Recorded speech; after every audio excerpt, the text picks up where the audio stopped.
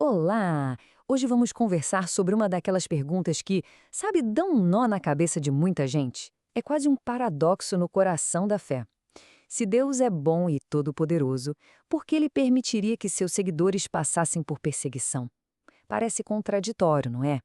Bom, vamos mergulhar fundo nisso para entender melhor. Essa é a grande questão. Ela mexe com dúvidas muito profundas sobre quem Deus é e qual o sentido do sofrimento.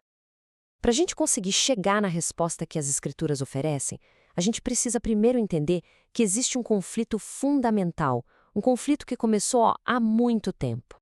E para a gente desenrolar essa história, nosso roteiro vai ser este. Primeiro, vamos ver por que esse conflito é inevitável. Depois, como a perseguição é vista como algo normal. Em seguida, qual é o propósito de Deus nisso tudo, como a gente deve responder, e, por fim, a grande promessa de glória. Vamos lá, primeiro ponto, o conflito. A oposição que a igreja enfrenta não aparece do nada. Ela tem uma raiz, uma causa bem profunda, e entender isso é a chave para que todo o resto faça sentido. A questão central é que a igreja e o que a Bíblia chama de mundo jogam em times opostos. E aqui, mundo não é o planeta Terra, tá? É mais como um sistema de valores, de ideias, que vai totalmente na contramão do que Deus ensina. Pensa assim, os cristãos são descritos como forasteiros, peregrinos, gente que não é da casa. E nesse sistema, quem dá as cartas é o inimigo. Então, é claro que vai ter atrito. É uma incompatibilidade total, não tem jeito.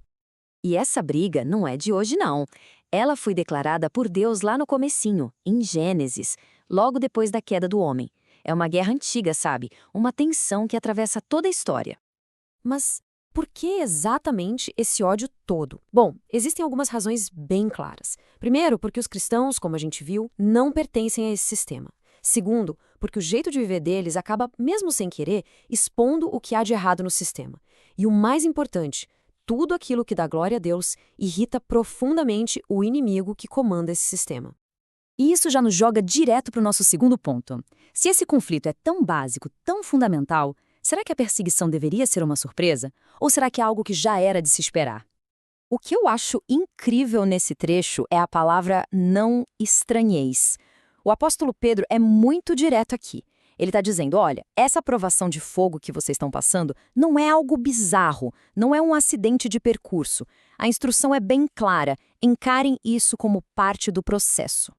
Então, a gente chega neste ponto crucial. A perseguição não é um erro na rota. Pela perspectiva da Bíblia, ela faz parte da viagem. É uma consequência direta de se viver pelos valores de Deus num mundo que simplesmente não os reconhece. E se a gente olha para a história bíblica, esse padrão fica ainda mais nítido. Começa lá atrás, com Caim e Abel, o justo sendo perseguido pelo mal. Passa pelos profetas, que eram rejeitados só por falarem a verdade. Chega no seu ponto máximo com o próprio Jesus, e depois continua com a igreja primitiva. É um padrão que se repete. Certo. Se a perseguição é inevitável e, de certa forma, normal, a pergunta muda. Agora é, por quê? Qual o propósito disso? É aqui que a coisa vira. E a gente passa de simplesmente suportar para tentar entender o que Deus está fazendo no meio do sofrimento. E a ideia central aqui é, nossa, transformadora. Deus não desperdiça dor. As provações, por mais duras que sejam, são apresentadas como ferramentas que, no fim das contas, trabalham para o nosso bem, a nosso favor e não contra nós. O apóstolo Paulo descreve isso como uma espécie de linha de produção. Começa com a tribulação. Ela te força a desenvolver perseverança, a não desistir. Essa perseverança, essa garra, constrói um caráter aprovado, uma experiência de quem já passou pelo fogo. E o resultado final? Uma esperança que fica inabalável. É uma cadeia que constrói, não que destrói. E é super importante a gente definir o que essa perseverança ou paciência significa. Não é ficar parado, aceitando tudo passivamente. De jeito nenhum. A paciência bíblica é uma resistência ativa, corajosa. É a força de continuar em frente mesmo com toda a pressão em cima.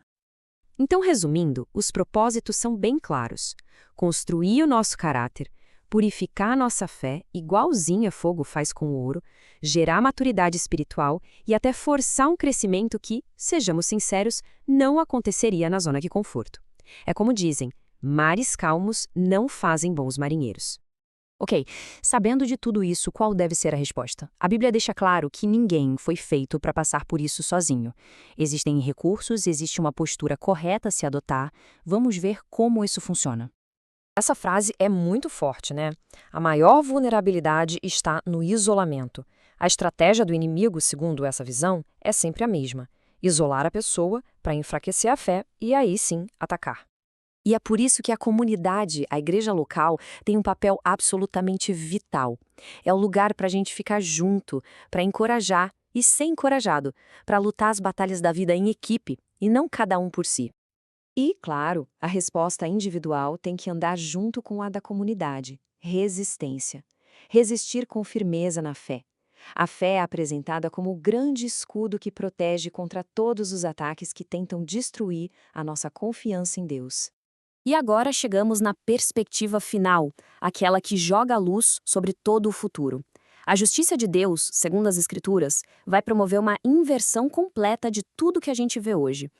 E essa imagem aqui ilustra essa inversão de um jeito brilhante. Para os que hoje são perseguidos, a tribulação vai dar lugar a alívio, descanso e glória.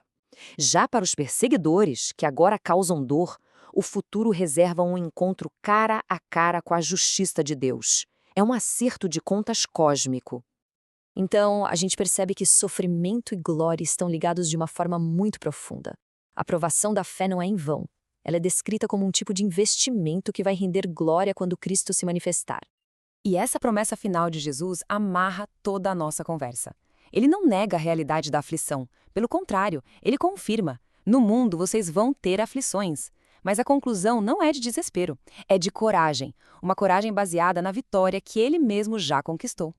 E assim, a gente fecha o ciclo.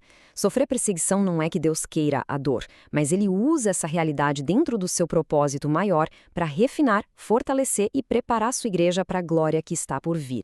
O que nos deixa com essa reflexão final: como é que essa compreensão de propósito pode, na prática, transformar o jeito como a gente encara qualquer provação na vida?